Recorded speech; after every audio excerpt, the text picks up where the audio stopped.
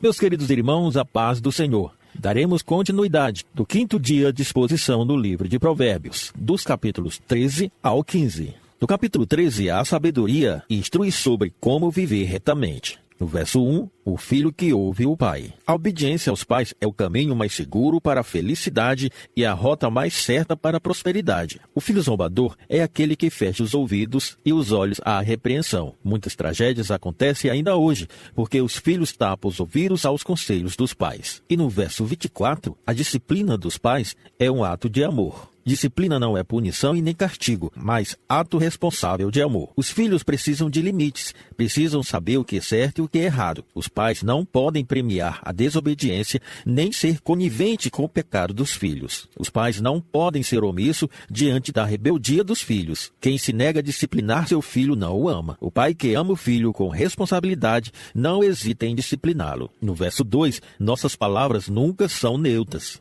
Elas são bênçãos ou maldição. Elas podem curar, também podem matar. Aqueles que cultivam uma comunicação saudável dentro de uma casa semeiam a amizade, fortalecem o companheirismo e colhem os abundantes frutos do amor. Porém, aqueles que semeiam contendas, que desandam a boca para espalhar mentiras e boatarias e se entregam à maledicência, esses cultivam espinheiros que vão lhe ferir aos pés e esmagar a alma. Continuando no verso 3, quem guarda a sua boca guarda a sua vida, ao contrário dos infiéis. Quem muito fala, muito erra. Palavras são como vento. Depois de proferidas, não é mais possível administrá-las. É como soltar um saco de penas do alto de uma montanha. Não se pode mais recolhê-las. Cuidado com sua língua. No verso 4, o trabalho produz riqueza. O preguiçoso deseja muitas coisas, mas nada tem. Ele anseia pelos frutos do trabalho, mas não ama o trabalho. Já o trabalho engrandece a nação e dá glória ao nome de Deus. Fomos criados por Deus para o trabalho. Aquele que nos fez é nosso maior exemplo, pois ele trabalha até agora. Não se renda à preguiça, trabalhe com diligência. No verso 8, a segurança da pobreza. Aqui Salomão expõe as vantagens de ser pobre e as desvantagens de ser rico. O pobre tem paz, consegue dormir e ter segurança. Já o rico, mesmo que compre toda a segurança, não consegue comprar a paz. Agora uma sequência de conselhos ao justo, do capítulo 13. No verso 5, a mentira precisa ser odiada. Precisamos repudiá-la com todas as forças da alma. A mentira é um câncer nos relacionamentos. Quebra a confiança, desfaz laços, promove conflitos e protagoniza grandes tragédias. A mentira é maligna. Não podemos aplaudir mentirosos nem nos calar diante de sua ação perversa. O justo odeia o que é falso. No verso 6, vale a pena ser íntegro. Os íntegros têm paz de consciência e são bem-aventurados por toda a eternidade. No verso 9, o justo brilha esplendidamente. Os perversos têm a lâmpada, e essa lâmpada brilha, mas esse brilho se apagará, pois na hora da crise faltará aos perversos o combustível necessário. Caminharão às cegas para um abismo tenebroso. Totalmente diferente é a vida dos justos. Eles seguem Jesus, a luz do mundo. Ele é a verdadeira luz que, vinda ao mundo, ilumina a todos. Quem segue Jesus não anda em trevas, pelo contrário, verá a luz da vida. A vida dos justos é como a luz da aurora que vai brilhando mais e mais até ser dia perfeito. O verso 21, a prosperidade é a recompensa do justo. A prática do bem, ainda que fique sem recompensa humana, jamais ficará sem recompensa divina. O verso 22, para quem você deixará sua herança? A Bíblia diz que os pais trabalham sua riqueza e deixam para os seus filhos e netos. Esse é um princípio que rege todas as culturas. É diferente, entretanto, o destino da riqueza do pecador. O pecador ajunta seus bens com grande sofreguidão, e não poucas vezes até de forma desonesta. Mas esses dividendos serão depositados para o justo. O pecador não apenas deixará de usufruir plenamente esses valores, mas também não os deixará como herança para seus filhos e netos. No verso 25, a fome insaciável. A fome do corpo pode ser saciada com um prato de comida, mas a fome da alma não se satisfaz com o pão da terra. Temos um vazio no coração com o formato de Deus, e nada e ninguém pode preencher esse vazio, a não ser o próprio Deus. Só Deus pode nos satisfazer. O justo não é desamparado, nem sua descendência mendiga o pão.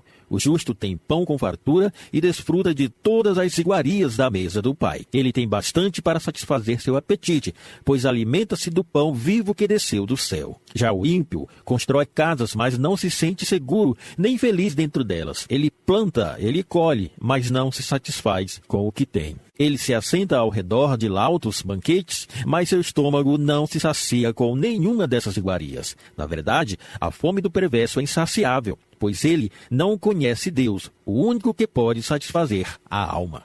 Entrando agora no capítulo 14, o verso 1, o valor da mulher sábia. As mulheres sempre estiveram na vanguarda dos valores morais que sustentam a vida familiar. Quando as mulheres abandonam esse princípio, é porque a sociedade está chegando ao fundo do poço de sua degradação. O sábio nos fala a respeito de 2 tipos de mulheres.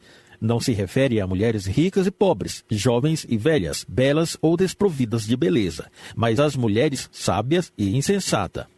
A mulher sábia, ela edifica a sua casa, pois é a arquiteta dos valores morais que ornam a vida familiar. Se uma construção com pedras e tijolos exige investimento e perícia, quanto mais a construção do lar e dos relacionamentos.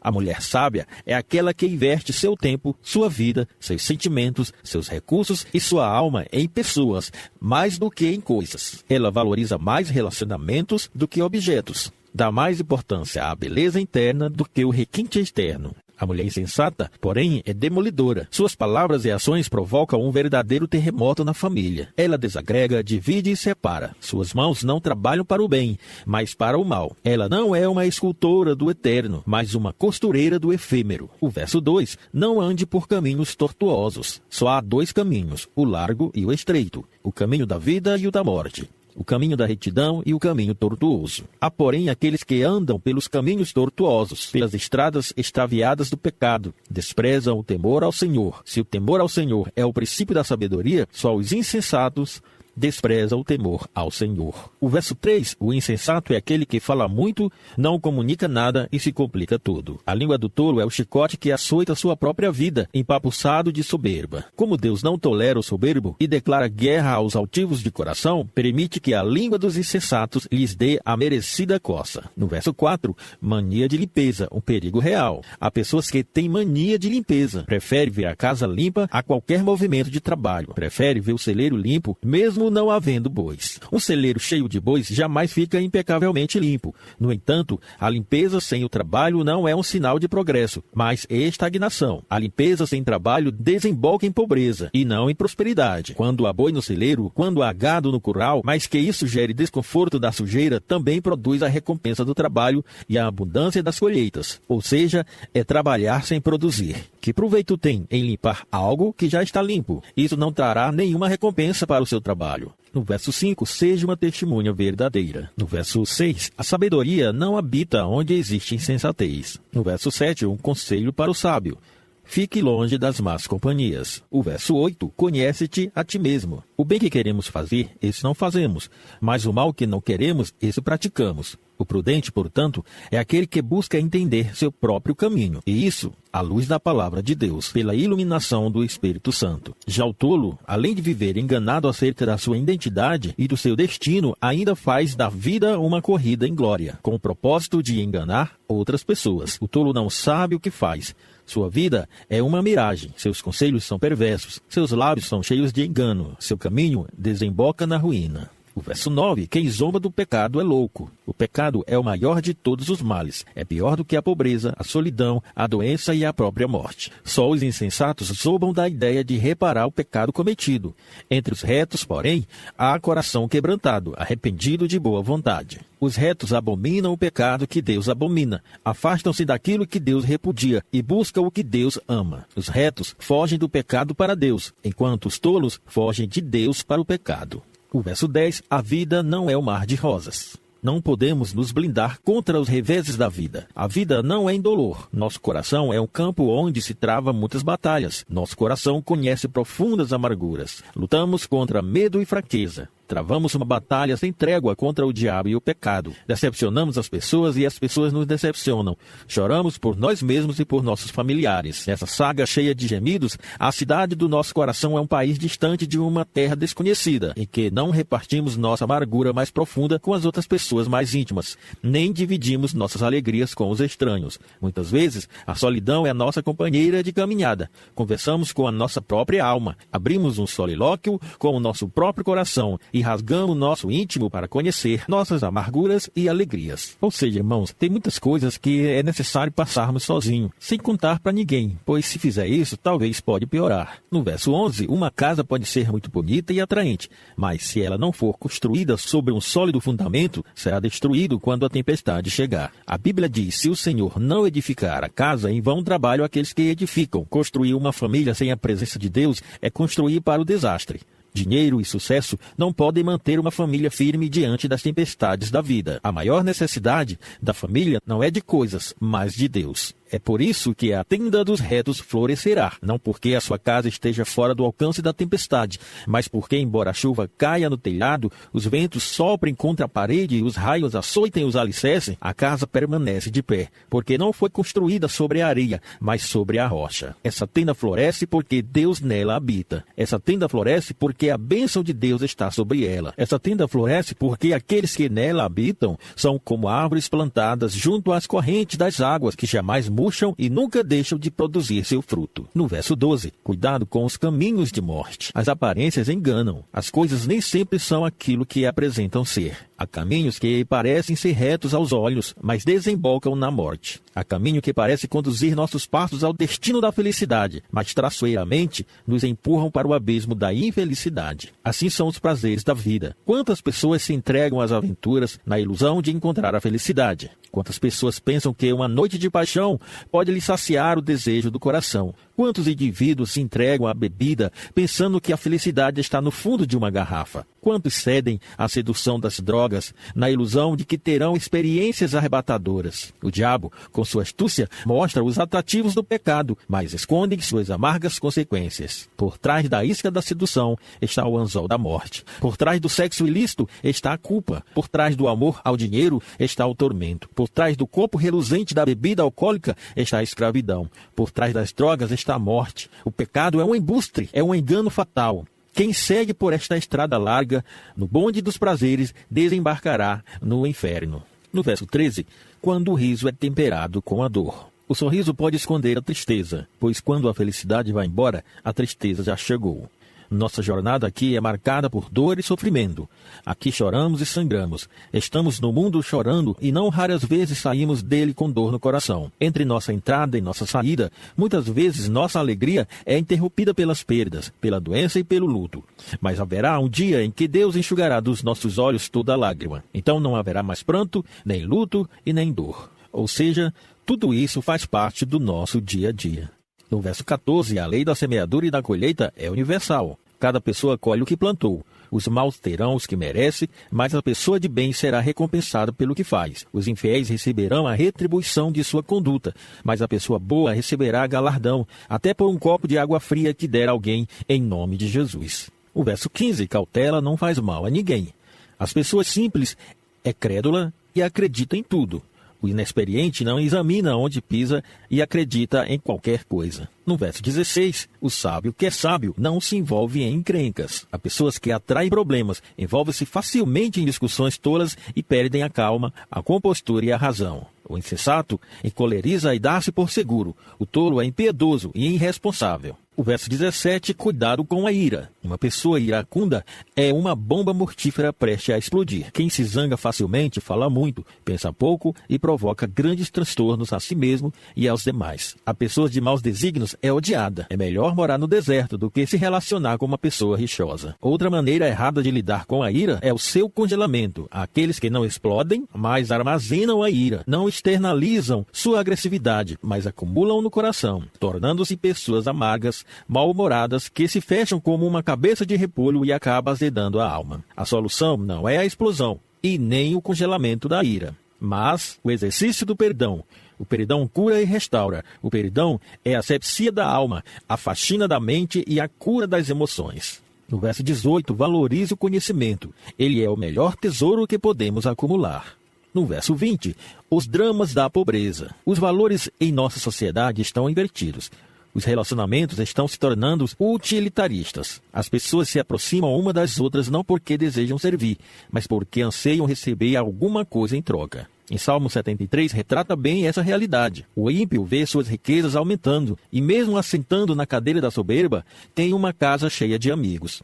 Esses amigos, porém, não são verdadeiros, são exploradores, são aproveitadores, buscam uma oportunidade para alcançar algum valor. Na verdade, esses amigos não passam de bajuladores, pessoas sem escrúpulos, cujo caráter é governado pela cobiça. O pobre, em sua penúria, por outro lado, vive na solidão. Sua pobreza não lhe dá prestígio. Os aduladores não encontrarão no pobre um porto seguro para os seus interesses avarentos, abominando-no a sua desdita. Até mesmo os vizinhos mais achegados desprezam o pobre e passam a odiá-lo porque não recebe nenhuma recompensa imediata desse relacionamento. Vale, entretanto, ressaltar que é melhor viver só, com integridade, do que cercado de falsos amigos. É melhor ser pobre, mas colocar a cabeça no travesseiro da integridade, do que viver cercado de bens mal adquiridos, mas sofrer tentando dormir sobre um colchão cheio de espinhos. Já no verso 21, o desprezo ao próximo, especialmente ao vizinho, é uma atitude reprovável em qualquer código moral, humano e também uma afronta à lei de Deus. Devemos amar e abençoar nosso vizinho, em vez de desprezá-los. Devemos buscar oportunidade para servi-los, em vez de ignorá-los. A felicidade não está em vivermos de forma egoísta, mas em ser compassivos e generosos, especialmente com aqueles que jazem à nossa porta. O que se compadece dos pobres é feliz. Quem dá ao pobre empresta a Deus. A alma generosa prosperará. O verso 22, planejamento. As sementes do futuro. Não podemos construir uma casa sem uma planta. Não podemos fazer uma viagem sem decidir o roteiro. Não podemos iniciar um empreendimento sem examinar primeiro os custos. É insensatez agir sem planejamento. Há pessoas que maquinam o mal e gastam seu tempo, suas energias e sua vida cogitando formas e meios de extorquir o próximo para adquirir riquezas ilícitas. Esses pecam contra Deus, contra o próximo e contra si mesmos. Mas aqueles que planejam o bem e empregam sua potencialidade para buscar meios de abençoar as pessoas encontram nesse planejamento amor e felicidade. No verso 25, sabe qual o valor de uma testemunha verdadeira? Há aqueles que vendem sua consciência e alteram a realidade dos fatos para obter vantagens pessoais, acusando inocentes e inocentando culpados. Labora em erro e torna-se agente do mal. No entanto, a testemunha que fala a verdade salva vidas e livra as pessoas da morte. A verdade é a luz, a verdade é pura, a verdade promove justiça. O verdadeiro cidadão do céu é aquele que jura com dano próprio e não se retrata. O verso 26, um castelo seguro para a família. O verso 27, o temor ao Senhor é a fonte de vida. O verso 28, sem apoio popular é impossível governar. O verso 29, paciência, a prova da sabedoria. O verso 30, paz de espírito, o eligir da vida. Verso 31, quem cuida do pobre honra a Deus. O verso 32, a esperança do justo não morre. O verso 33, o coração, a moldura do caráter. No verso 34, uma nação envergonhada. O pecado é a vergonha dos povos, o opróbrio das nações. Uma nação não é maior do que seus valores morais. Se uma nação promove o pecado, faz apologia do vício, levanta a bandeira da imoralidade e inverte os valores morais, chamando a luz de trevas e trevas de luz. Então, sua ruína já está lavrada. No verso 35, a prudência tem recompensa. O sucesso ou fracasso dos nossos relacionamentos depende muito de quem somos. Favor ou fúria serão as colheitas de nossa semeadura. Se somos prudentes, cefaremos favor. Se somos indignos, colheremos fúria. Quem semeia na carne, colhe corrupção. Aquele, porém, cujo proceder é irresponsável e indigno, acabam provocando o furor dos seus superiores e o desprezo dos seus pares. A Bíblia nos ensina a respeitar aqueles que exercem autoridade. Devemos entender que Deus instituiu a ordem, razão pela qual toda autoridade é por ele construída. Devemos dar honra a quem tem honra. Não fazemos as coisas para ser reconhecidos. Não praticamos o bem para ser aplaudido, nem falarmos palavras bonitas para ser bajulados. Nosso compromisso é com Deus e com nós mesmos. Mas quando respeitamos as pessoas e honramos nossos superiores, recebemos favor em vez de repúdio. Entrando no capítulo 15, a sabedoria agora nos instrui sobre as emoções corretas e a viver de forma certa. No verso 1, nosso maior problema não é com as nossas ações, mas com as nossas reações. Podemos conviver em paz com uma pessoa a vida toda, desde que ela nos respeite. Porém, quando uma pessoa nos provoca com uma pergunta insolente, perdemos o controle e a compostura e tendemos a dar a resposta à altura. É por isso que o sábio nos mostra que não é a palavra branda que desvia o furor, mas a resposta branda. Isso é mais do que ação, é reação. Mesmo diante de uma ação provocante, a pessoa tem uma reação branda. É como colocar água na fervura e acalmar os ânimos. O oposto disso é a palavra dura e deselegante. Essa palavra, em vez de jogar água na fervura, coloca mais lenha na fogueira. Em vez de abrandar o coração, provoca a ira. A escolha é nossa. Podemos ser pacificadores ou provocadores de contendas.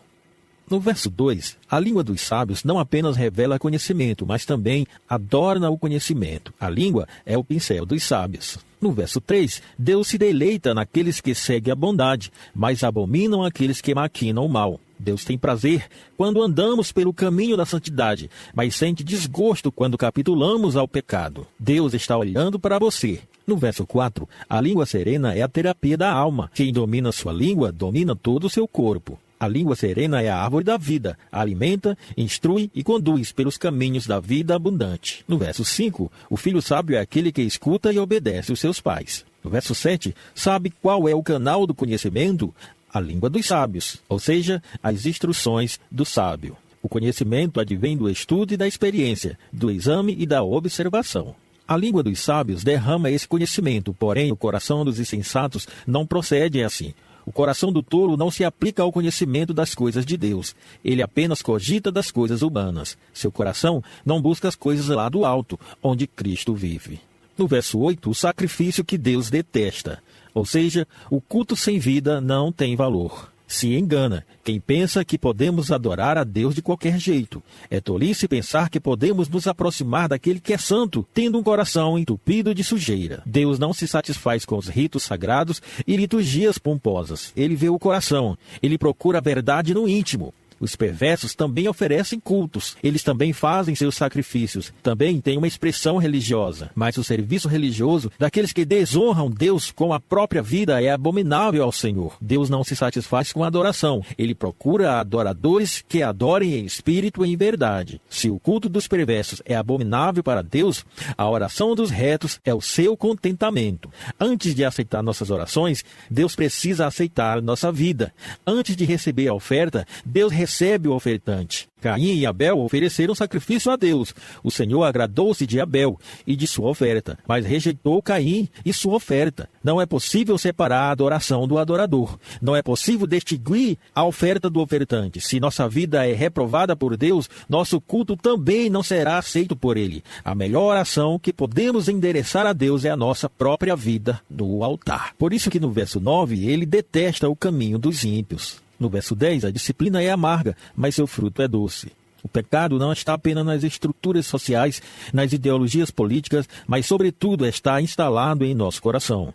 Todos nós precisamos ser corrigidos e disciplinados para não nos desviarmos pelos descaminhos da morte. Aquele, porém, que deixar a vereda da justiça e tapam os ouvidos à correção, sofrerão disciplina rigorosa. Quem não ouve a voz da exortação receberá o chicote do castigo. Quem não escuta conselho, escutará o lamento. A disciplina pode ser dolorosa, mas o seu resultado traz descanso para a alma. É melhor ser ferido pela disciplina do que morrer na perversidade. Olhando para o verso 11, não podemos nos esconder de Deus. No verso 12, a tolice do escarnecedor.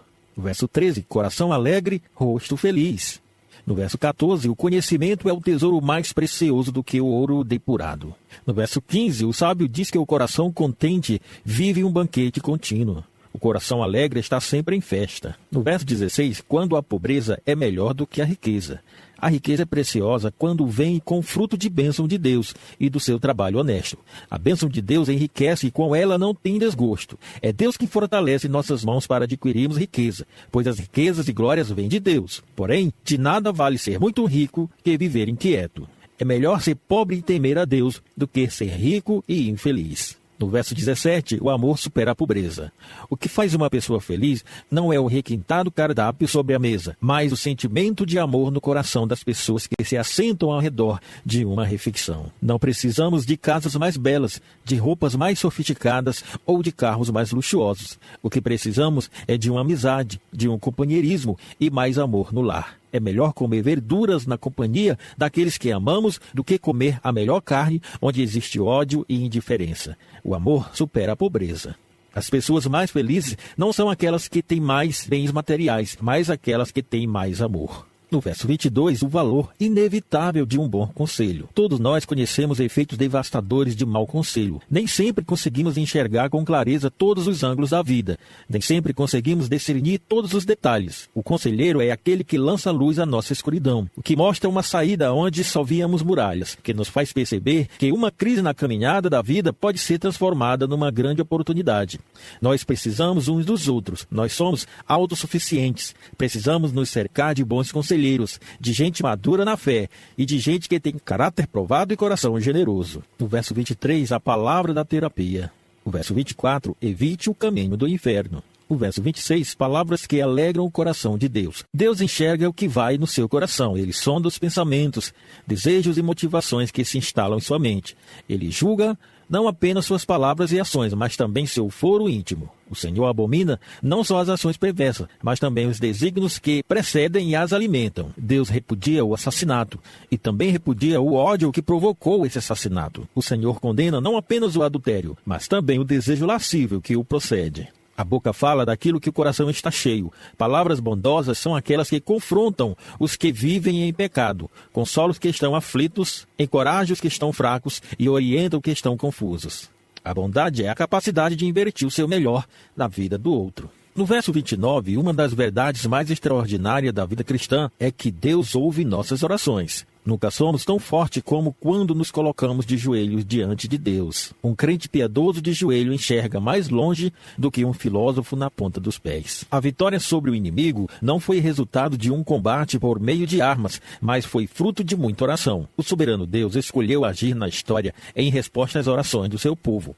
O altar está conectado com o trono. As orações que sobem do altar para o trono descem à terra em forma de intervenções soberanas de Deus. O mesmo Deus, porém, que atende a oração do justo está longe dos perversos. Deus se afasta daqueles que se afastam dele. No verso 30, o poder curador das boas notícias. No verso 31, morando entre os sábios. No último verso do capítulo 15, humildade, o portal da honra. O temor do Senhor não é apenas o princípio da sabedoria, mas também a instrução da sabedoria. Quem teme a Deus foge dos caminhos sedutores do pecado. Quem teme a Deus não engrossa as fileiras dos pecadores que se vangloriam em sua insensatez, nem se assenta na roda dos escarnecedores que zombam das coisas santas. Quem teme a Deus busca instrução, coloca em prática o que aprende aos pés do Senhor. A evidência de uma pessoa que teme a Deus é a humildade. É impossível temer a Deus e ao mesmo tempo ser soberbo. Queridos, o livro de Provérbios é muito rico em seus conhecimentos. Passaríamos até muitos dias em só um capítulo. Por isso estou resumindo o máximo possível, meus irmãos. Hoje nós finalizamos mais um dia de exposição. Que Deus abençoe vocês no dia de hoje. E até amanhã, se Deus quiser.